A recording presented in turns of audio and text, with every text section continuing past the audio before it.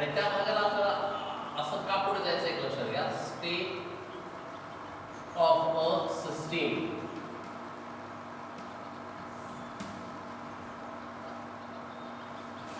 the known state of thermodynamic properties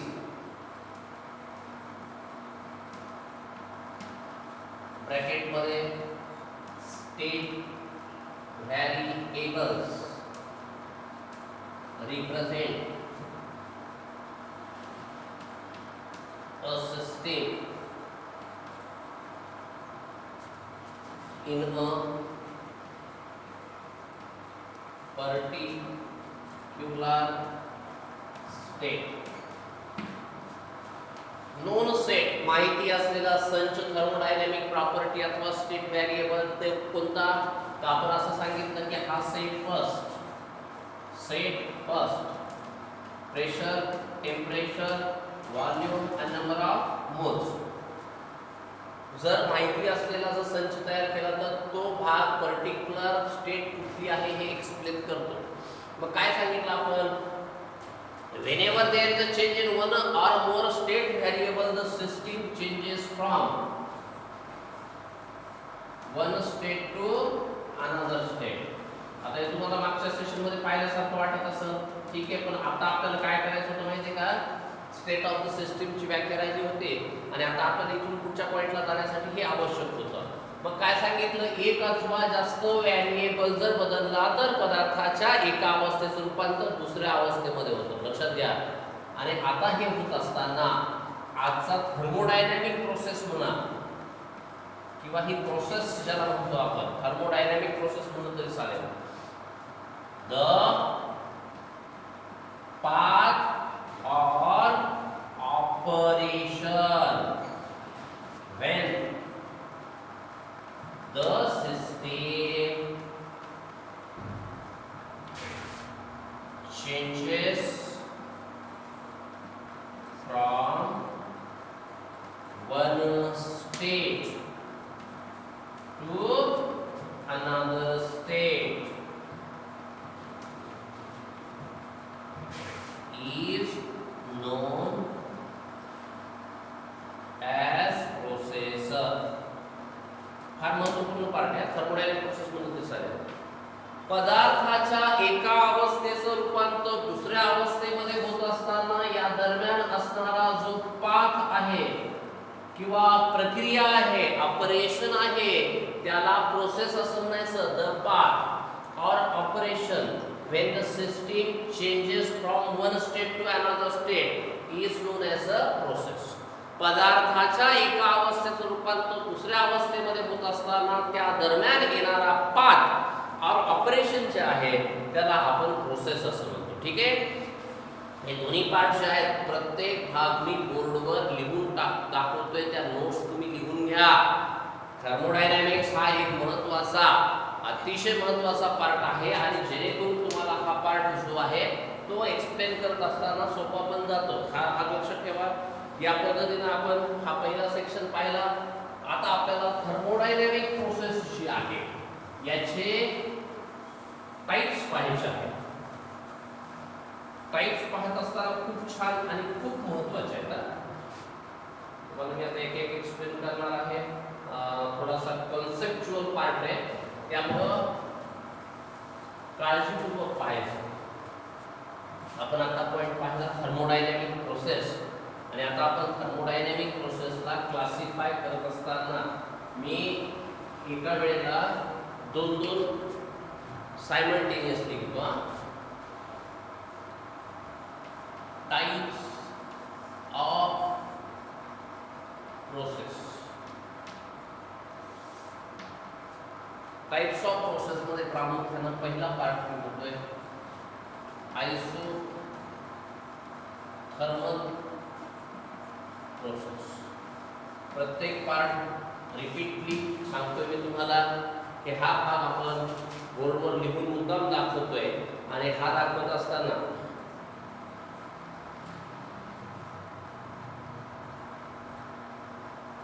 आता पहिला part isothermal मध्ये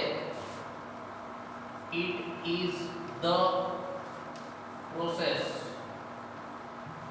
in which system can exchange heat with the surrounding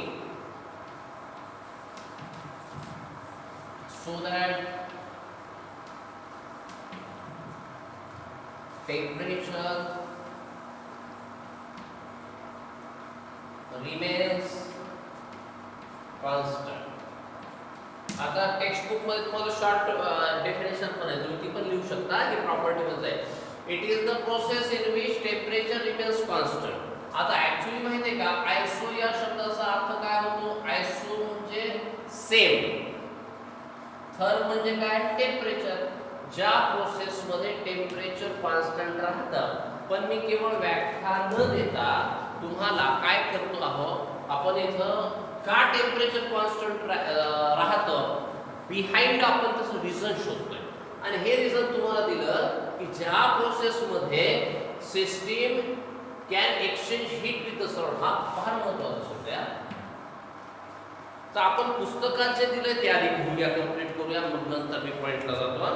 text book मध्ये जे दिलंय त्या प्रोसेस मध्ये फीचर्स लक्षात घ्या.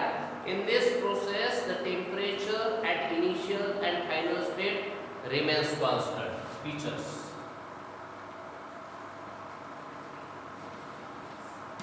पहिलं फीचर दिलं त्याने, टेम्परेचर इनिशियल आणि फायनल. कसं असतं ज्यावेळेला सुरुवात होते का, जी थर्मोडायनामिक्स मध्ये दोन अवस्था आहेत, इनिशियल स्टेट सुरुवातीची अवस्था आणि फायनल स्टेट. इनिशियल आणि फायनल दोन्ही स्टेटचं टेम्परेचर कसं आहे? कॉन्स्टंट आहे. दुसरा पार्ट आहे की in this process system can exchange heat. मी तर व्याख्येमध्ये टाकले तरी फीचर मध्ये टाकले. दुसरा फीचरचा पॉइंट आहे एक्सचेंज हीट. आता हा पॉइंट खूप महत्त्वाचा आहे. हा पॉइंट पुस्तकात कसा दाखवलाय पहा. In case of exothermic process heat liberated is given surrounding. In case of endothermic process दोन्ही प्रोसेसचा भाग सांगितलेला आहे तुम्हाला. तर so that the temperature remains constant आणि डेल्टा टी बरोबर आहे 0. एक प्रोसेस इथे त्यांनी दोन शब्द वापरले तुम्हाला, एक्सोथर्मिक आणि हे आपल्याला या टॉपिक मध्ये जायचं आहे पुढे याच्यामध्ये, पण एंडोथर्मिक. एक लक्षात ठेवा, एक्सो म्हणजे एक्झिट म्हणजे बाहेर, आउट, आणि एंडो म्हणजे इन. थर्म म्हणजे काय? ही व्याख्या पण आपल्याला घ्यायची. The process in which the heat is evolved, liberated or released is known as a exothermic process. आणि the process in which heat is absorbed is known as a endothermic process. सोप्या भाषेमध्ये सांगू का, की जर उष्णता जास्त झाली तर ती बाहेर टाकता येते, कमी पडली तर ती आतमध्ये घेता येते. म्हणून डेल्टा टी बरोबर आहे काय? 0. बदलत नाही ना, म्हणून 0. एक्सचेंज ऑफ हीट मुळे हे शक्य झालं. याचं उदाहरण फार छान देणार आहे मी. पहिले आपण फीचरला पुढच्या जाऊया. Isothermal process is carried out with a closed system.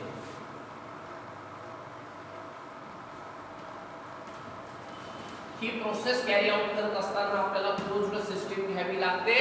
आपण काय सांगितलं, the system which can exchange only energy but not the matter with the surrounding is known as a closed system. म्हणजे तुम्हाला आयसोथर्मल प्रोसेससाठी क्लोज्ड सिस्टम घ्यावी लागते. आणि पुढचा point आहे internal energy of the system remains constant. Internal energy remains constant आणि therefore delta U बरोबर आहे 0. आणि शेवटचा पॉइंट आहे pressurised volume of system changes. यामध्ये प्रेशर आणि व्हॉल्यूम जे आहेत चेंज. आता एक फीचर्स मी शॉर्ट मध्ये दाखवलं, याच्याविषयी मी चर्चा करणार आहे. एका लक्ष द्या, फीचर्स मध्ये थ्रू आउट जी प्रोसेस आहे त्यामध्ये त्याचं टेम्परेचर कॉन्स्टंट राहतं. या प्रोसेसमध्ये एक्सचेंज ऑफ हीट जे व्याख्येमध्येच टाकले मी ते इथं होतं. एक्सचेंज ऑफ हीटमध्ये रिॲक्शन म्हणजे एक्झोथर्मिक प्रोसेस असेल तर त्यामध्ये हीट बाहेर पडते. The process in which heat is evolved liberated or release is exothermic process. आणि म्हणून जास्त झाली बाहेर पडते, कमी पडली आत येते. एंडोथर्मिक मध्ये the process in which the heat is absorbed into the endothermic process. त्यानंतर ही जी आयसोथर्मल प्रोसेस आहे ही कॅरी करत असताना क्लोज्ड सिस्टीमचाच वापर हा प्रामुख्याने केला जातो. एक आणि त्यानंतर एक महत्त्वाचा पार्ट आपण दिला की internal energy of the system remains constant. You म्हणजे इंटरनल एनर्जी. काय असते इंटरनल एनर्जी? तरी पुढे पॉइंट येत असताना आपण सांगूया the sum of all kinds of energy present in the system of a matter is known as internal energy. सर्व प्रकारच्या ज्या ऊर्जा आहेत एका सिस्टीम मध्ये असणाऱ्या, मग पोटेन्शियल एनर्जी असेल, कायनेटिक एनर्जी असेल, ट्रान्सलेशनल असेल, व्हायब्रेशनल असेल, रोटेशनल असेल, या सर्व प्रकारच्या एनर्जीची बेरीज the sum of all kinds of energy present in the system is known as a internal energy. आणि ती इंटरनल एनर्जी कॉन्स्टंट राहते, म्हणजेच इंटरनल एनर्जी मध्ये बदल होत नाही, टेम्परेचर मध्ये बदल होत नाही, इंटरनल एनर्जी मध्ये बदल होत नाही. बघा त्याच्यात बदल होत नाही. डेल्टा हा का आला? डेल्टा म्हणजे आणि थर्मोडायनामिक्स टॉपिक मध्ये हा खूपच महत्त्वाचा पॉइंट आहे. डेल्टा म्हणजे चेंज. नाही तर दोन गोष्टी लक्षात ठेवायच्या, एक इनिशियल स्टेट, एक फायनल स्टेट. एक साधारण पद दाखवतो. समजा हे T1 आणि हे T2 हे टेम्परेचर ऑफ इनिशियल आणि टेम्परेचर ऑफ फायनल असला असतं तर आपला डेल्टा टी कसा काढायचा माहिती का? T2 मायनस T1 हे आला असतं. म्हणजे 300 टेम्परेचर होतं, 400 झालं तर 400 मायनस 300 किती झालं? 100. पण दोन्ही सारखे असेल तर T1 is equals to T2 असेल तर T2 minus T2 equals to किती रे? 0. आणि असं सिंपल भाग आहे. आता काय बदलतं? फक्त प्रेशर आणि व्हॉल्यूम. ते एक्सचेंज करत असताना एक सुंदर आणि सिंपल एक्झाम्पल सांगतो. आयसोथर्मल प्रोसेसचं सिंपल एक्झाम्पल म्हणजे ह्यूमन बॉडी. मानवी शरीर हे आयसोथर्मल प्रोसेसचं अतिशय सुंदर एक्झाम्पल आहे. कसं लक्षात आलं का? उन्हाळा, हिवाळा आणि पावसाळा हे भारतीय उपखंडामध्ये असणारे 3 महत्त्वाचे ऋतू मानले जातात.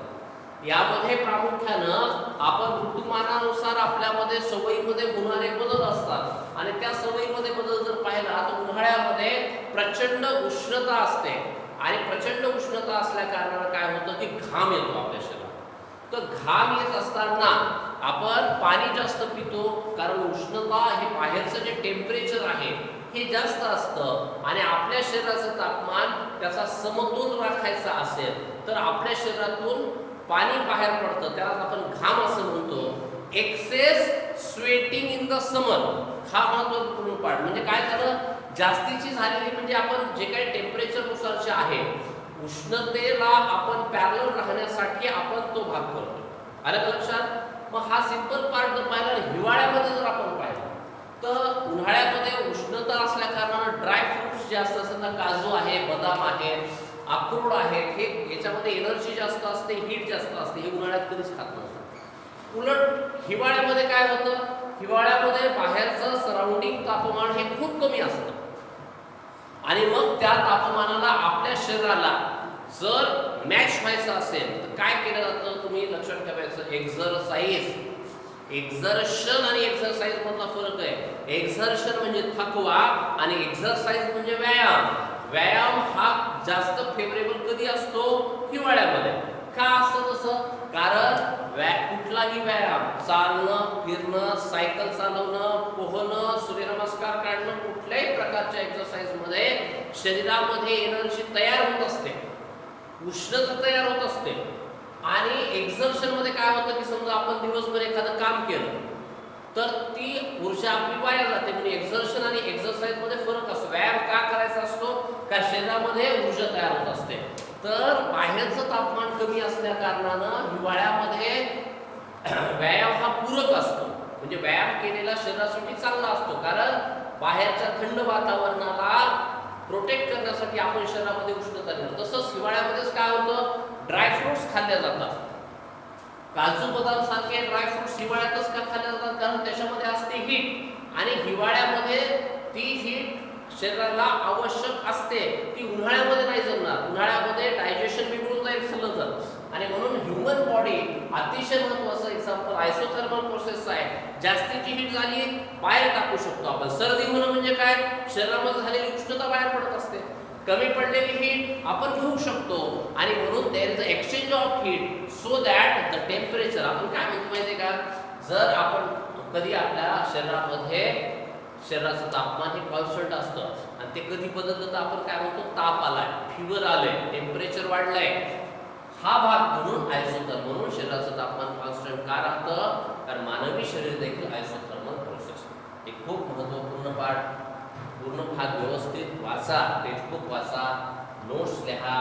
या माध्यमातून आज आपण एक्सप्लेन केला आयसोथर्मल.